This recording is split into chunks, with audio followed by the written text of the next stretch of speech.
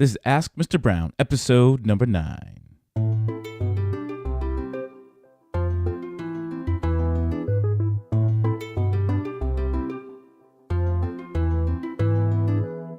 Well, hello, everyone. Welcome to another edition of Ask Mr. Brown. I'm your host, Mr. Brown, of HelloMrBrown.com and ProclaimMinistries.com. You can check me out there. And this is a simple podcast of question and answer, Q&A. You submit your questions, and I'll give you my perspective on your questions. Today is actually March 24th, 2014. It is my birthday and my twins' birthday, because that's why we're twins. We're born on the same day. Happy birthday, Travis. And also I have another non-real twin. I don't know how you say that. Well, birthday buddy. I'll put it that way. Tamika Harper, my birthday buddy. Happy birthday as well to you. Happy birthday, all of you March babies. We're special babies because we're in March. Don't know why. We're just special. Anyway, happy birthday to all of you. And today is also, or this month, the month of March, is known to most of you who are basketball fans as March Madness. Yes, March Madness, where the NCAA tournaments take place, the girls, women, and the men's. There's a lot of hype around the men's. People fill out brackets, and this year I finally got a chance to fill out a bracket. So today's episode is going to be dedicated to those of you who are like me. You're having the Monday morning bracket blues. Yes, your brackets have been busted wide open, which means that your teams that you picked did not win. And it's so funny because I found myself actually cheering against some of the teams I picked, because when I watch games, during the game, I figure, I want them to win. No, I like them today. They're playing real good. I want them to win. So, yeah, I got the bracket blues, the Monday morning bracket blues. So, today's podcast, or Ask Mr. Brown episode, is going to be dealing with disappointment. How do you deal with disappointment? I'm going to give you 3 steps to deal with disappointment.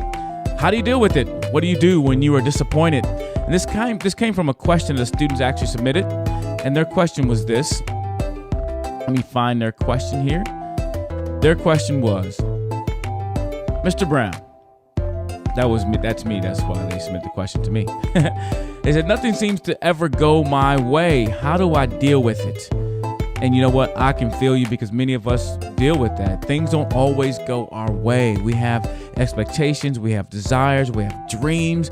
And I would say, hold on, keep those dreams alive. Have expectations. You want things to go a certain way, but what happens when they don't? What happens when things don't go your way? How do you deal with disappointment? Well, today I'm going to give you 3 things you need to do, you should do, or from my perspective, have been able to help me deal with disappointment. 3 things. Number 1, hold things with an open hand, not a closed fist. Hold things in life with an open hand, not a closed fist.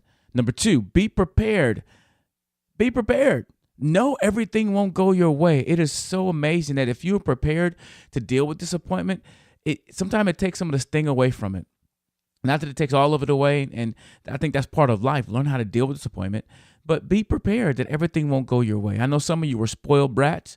We'll get to that in a moment. But so number 1, hold things with open hand, not a closed fist. Number 2, be prepared. And number 3, celebrate the wins. Celebrate the wins in your life. So let's break each one of those down really quick to answer the question, how to deal with disappointment. Number 1, hold things with an open hand and not a closed fist. So in life, you can hold things many different ways. You can hold them with the open hand, up with your hand, your palms up. You can hold them with your palms down, or you can hold things and you can squeeze them and hold on to them. And I want to give you this advice that I've heard a long time ago. Hold things in life with an open hand. You know why? It makes it easier to receive things when you need to, but it also makes it easier when you have to lose some things. In life is full of disappointments. Things come and things go. Life is full of seasons. You have some seasons that you are up, some seasons that you're down. And if you're holding things with a closed fist, number 1, you can't receive new things. You're holding on to this one thing, and you just what you want, and you won't be able to receive new things, nor will you be able to, when things are ripped away or taken away from you, they have to be ripped away, and it will take a part of you with them. And so we will deal with disappointment in life. So hold things. And I'm not saying you shouldn't cherish the things that you have or the people in your lives, but understand that things will be taken away from you. Things won't always go your way. Things won't be perfect. And have you ever in life were disappointed about something that it ended up being better for you when it took place? or when you lost that thing or things didn't go the way you wanted them to go. And I remember growing up in school, my mom made me go to summer school one year, and I was so mad. I did not want to go to summer school. I was kicking and screaming the whole way. But that summer, I met a good friend named Terrence. Terrence was his name. And me and Terrence became really good friends. And I would spend nights at his house, and we hang out. And if I wouldn't have went to summer school, I wouldn't have met Terrence. And I remember after the summer, I was so happy that I went to summer school because I got to meet him. We became good friends. I mean, really good friends. Had a lot of overnights at his house, and he lived in Brown Deer, and they had money. Yeah, Terrence, y'all had some money, man. Compared to our family, y'all had money. They had a big screen TV, and we watched all kind of movies on stuff, and it was fun. But that disappointment of my mom making me go to summer school could have really hurt me. I mean, it could have really, if I wouldn't have saw it from a bigger perspective. So in life, hold things with an open hand, not a closed fist. Because reality is life have ebbs and flows, ups and downs. You will be disappointed. But if you're holding things with an open hand, when those things are taken away from you, guess what? Some new things can be placed in your hands. So hold things with an open hand, not a closed fist. Number 2, be prepared. To have the possibilities of victory, there has to be a possibility for defeat.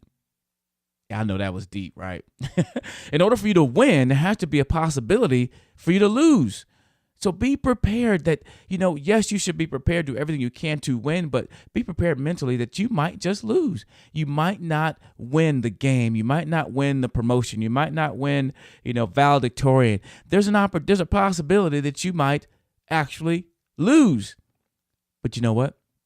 That makes the victory so much sweeter when you do win. So be prepared for both. Be prepared to be a gracious winner and a gracious loser. I've been watching a lot of NCAA tournament, as I told you, because my bracket has been busted. Actually, my wife has done better with the her bracket than my bracket, and she picked them based on the logos.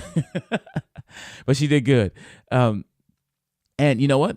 As I watched these games and watched some of these guys win and lose, some of them, when they lose, they're just devastated. I understand the pain, but at the same time, be prepared for it because it could actually happen. And I think in my life, I've learned over the years to be prepared for the good and the bad. And actually, sometimes I think I'm more prepared for things that might not go well because, I don't want to be so attached to them that they devastate my life. I don't want to be defined by the things I hold on to or things that could happen to me. So if this doesn't go right, then my whole world is crushed. My whole day is crushed. My whole year is crushed because of this one thing.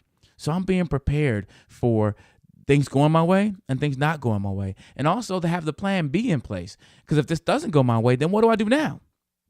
And what if this doesn't happen the way I want it to? What should I do now? And so I have to be prepared for that.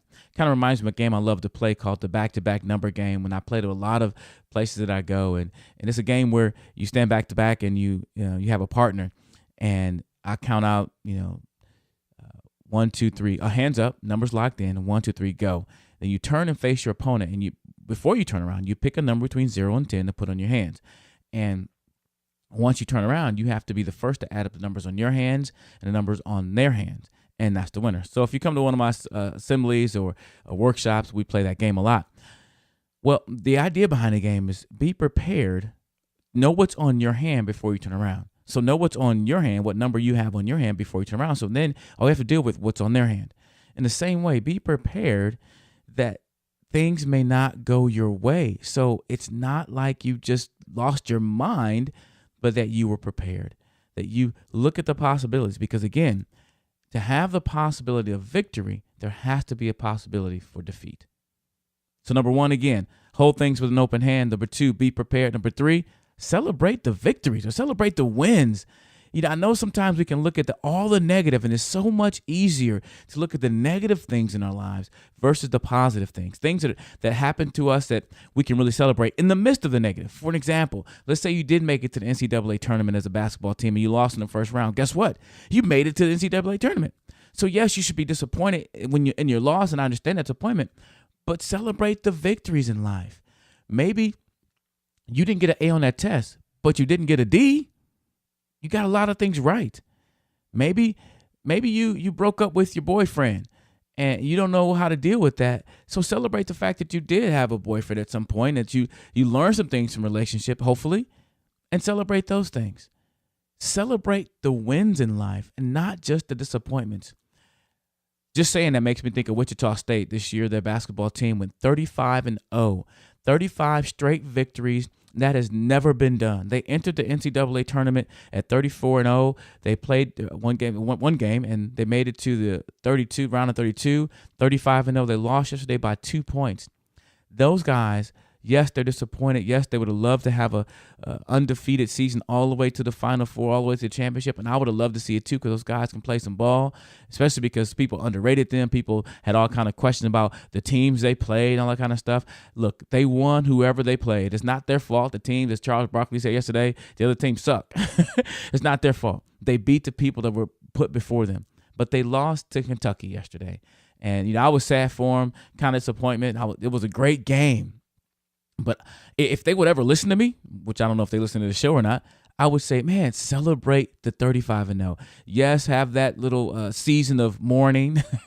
But you know what? When you wake up in the morning, guess what? You have accomplished something no one else has done before. You went 35-0. You guys played your heart out. And there's so many other things ahead of you. So as I look at that team and the things are going to go through the emotions of losing, but also look back and celebrate the wins. And with that, I think we can, those are 3 simple things I think all of us can do to help us deal with disappointment. Because reality is this: we will be disappointed in life. So 3 things that can help you, 3 things that help me. Number 1, hold things with an open hand and not a closed fist. Number 2, be prepared to have the possibility of victory. There has to be a possibility for defeat. And number 3, celebrate the wins. Celebrate the wins in your life. That'll help you when you have to deal with those occasional losses, those disappointments. With that, this is Ask Mr. Brown, a simple podcast where I answer your questions or give you my perspective on your question. If you have something to share, I'd love to hear from you. Please go to hellomrbrown.com and click on the Ask Mr. Brown button to either submit a question or listen to some more of these episodes. Because you know what? Life is well lived when you choose well. So live well to choose. I had a brain something there. I don't want to say brain fart, but that's probably what it was. Because as I always say, choices are the puzzle pieces of life. So make sure you choose well. And in order to live well, you and I must choose well. Talk to you next time.